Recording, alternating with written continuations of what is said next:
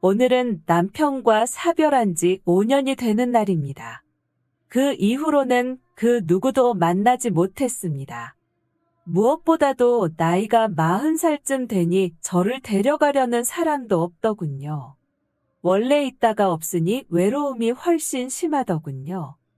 혼자 자게 될 때면 사무치게 외로움이 밀려와 견딜 수가 없을 정도입니다. 하다못해 남편과 저 사이에서 낳은 아이라도 한 명 있다면 버틸 수 있을 텐데 남편과는 아이도 만들기 전에 사별을 했습니다. 그래서 밖에 부모의 손을 잡고 가는 어린아이를 보면 참으로 복잡한 감정이 들더군요. 너무 행복해 보여서요. 저와는 너무 먼 상상의 동화 속 이야기처럼 느껴집니다. 지금이라도 재시작을 하고 싶지만 이미 너무 늦어버린 나이죠. 남자들은 저를 쳐다보지도 않으니까요. 전부 젊고 예쁜 여자만 찾기 바쁘지. 늦게 관리를 받아보긴 했습니다. 피부는 꽤나 많이 좋아지긴 했지만 역시나 한계가 있더군요. 40대라는 것을 감출 수는 없었습니다. 소개팅을 나가봐도 남자들은 제 얼굴에 서린 주름살을 보고 한숨 쉬고 자리를 일어서길 반복했습니다. 그러다 보니 저도 자존감이 너무 떨어져서 소개팅 자리에는 나가지도 않게 되더군요. 그런 저에게 유일하게 버팀목이 되는 녀석이 한 명 있습니다. 지금은 잠깐 병원에 가서 없는 상태이지만 곧 돌아올 겁니다. 그 이름은 체리, 예전부터 함께해온 동반자나 다름없는 녀석입니다. 유일하게 제 얼굴을 보고도 저를 사랑해주는 녀석. 유일하게 저희 외로움을 달래주는 듬직한 녀석입니다. 녀석의 견종은 도베르만인데 어찌나 든든한지 한밤중에 저를 위협하는 남성을 상대로 맹렬하게 짖어서 도망치게 한 적도 있죠. 저에게는 사실상 남편이나 다름없는 녀석입니다. 처음에 입양했을 때 녀석이 발정기가 심하게 와서 집에 있는 물건이 전부 어지러져 있었습니다. 그러니 주변에서 중성화를 하라고 말하더군요. 하지만 저는 생물로 태어나면 적어도 짝짓기는 한번 해봐야 하지 않나 생각해서 가만히 놔두었습니다. 얼굴도 워낙 잘생겨서 여자 개들이 환장할 텐데 너무 아쉬울 것 같아서요. 그리고 오늘 드디어 체리가 집에 왔습니다. 저는 녀석을 꼭 끌어안았습니다. 녀석도 반가운지 꼬리가 제 팔을 계속해서 치더군요. 저는 체리와 함께 집에서 한참이나 놀았습니다. 제가 살고 있는 큰 아파트가 너무 공허하게 느껴졌는데 이제는 그렇지 않더군요. 체리가 있으니까 꽉 차는 느낌이었습니다. 녀석도 내가 너무 좋은지 항상 꼬리를 흔들면서 저를 반겼습니다. 녀석의 저에 대한 애정이 듬뿍 느껴졌습니다. 어찌나 기분이 좋던지 정말 오랜만에 누군가에게 사랑을 받는다는 감정을 느꼈습니다. 그러던 와중 친구에게서 전화가 오더군요. 자신이 지금 노래방인데 같이 놀자고. 저도 마침 체리도 자고 있었기에 밖으로 나갔습니다. 그런데 참으로 이상하더군요. 도착한 곳은 제가 상상하던 일반적인 노래방이 아니었습니다. 남자들을 초이스하는 흔히 호빠라고 하는 곳이었죠. 친구가 의자에 푹 기대어 저에게 말했습니다.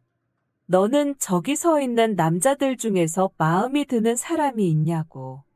저는 딱히 없다고 말하려는 찰나 한 남자가 눈이 비쳤습니다. 그는 그렇게 잘생기지는 않았지만 사별한 남편과 무척이나 닮았습니다.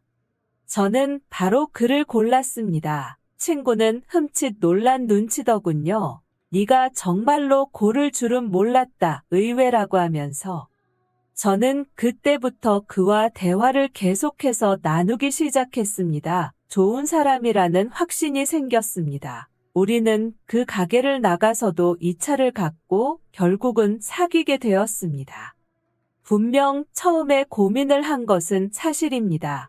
아무래도 만난 곳이다 보니 의심이 없을 수는 없었죠.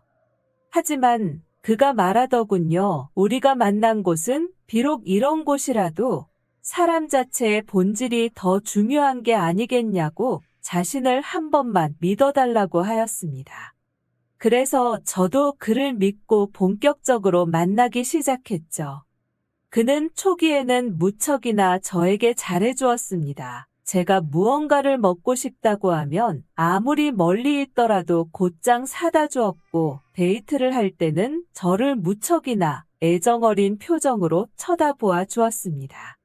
정말 저를 사랑해지고 헌신적인 것이 느껴졌습니다. 그런데 조금 의문이 드는 것도 있긴 했습니다. 제가 남자친구의 집에 가려고 하면 너무 더럽다고 항상 회피하려고 하고, 부모님을 뵙고 싶다고 하면 지금 외국에 나가 있다고 하면서 자꾸 둘러대는 것처럼 느껴졌습니다.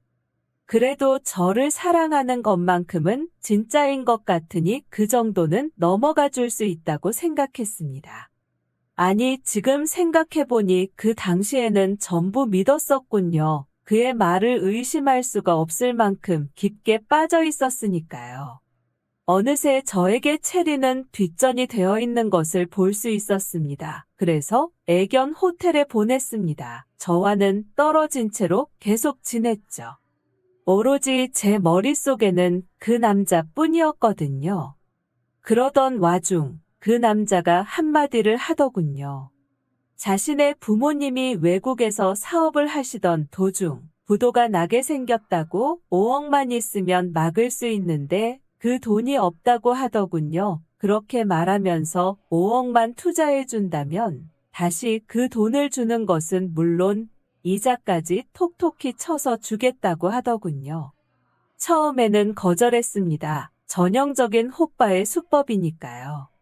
게다가 5억이면 거의 제 전 재산이나 다름없습니다. 지금 살고 있는 아파트 담보대출을 해야 겨우 마련할 수 있는 금액이거든요. 하지만 그러자 그는 연락을 끊었습니다. 그 이후로는 저 혼자서 외로운 밤을 보내기 시작했습니다. 그의 체온이 그립고 그와 하는 잠자리가 너무나도 그리웠습니다. 차마 이 긴 밤을 저 혼자서는 견딜 수가 없더군요. 그래서 저는 그를 한번 믿어보기로 결정했습니다. 제가 주겠다고 하자 그는 방방 뛸 듯이 기뻐했습니다. 그의 웃는 모습을 보고 저도 모르게 웃음이 절로 나왔습니다.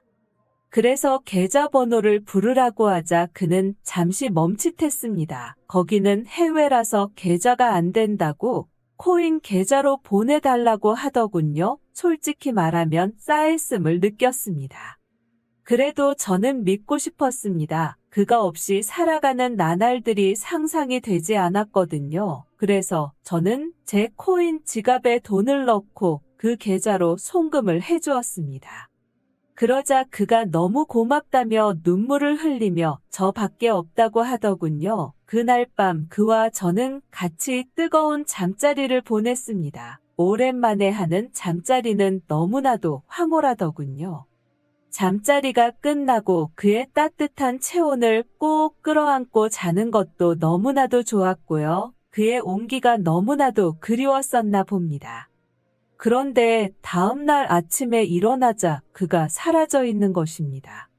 그래서 저는 잠깐 밖에 나갔나 싶어 그에게 전화를 걸어봤지만 없는 번호라고 뜨더군요. 싸했습니다. 그래서 그가 호빠를 그만두고 일하던 가게로 가자 거기서도 그가 어제 그만둔다고 말하고 떠났다고 하더군요. 그제서야 깨달았습니다. 그는 애초에 저에게 사기를 칠 목적으로 접근하고 잘해줬다는 것을. 아니, 사실은 미리 알고 있었습니다. 그저 제가 너무 외로워서 아니라고 믿고 싶었을 뿐 사실 끝은 정해져 있는 상태였죠. 그 뒤로는 지옥과 같은 나날이 이어졌습니다. 그나마 있던 돈도 다 날리고 아파트에서도 쫓겨나고 원룸 신세를 지게 되었죠. 유일하게 제 옆에 있는 것은 체리뿐.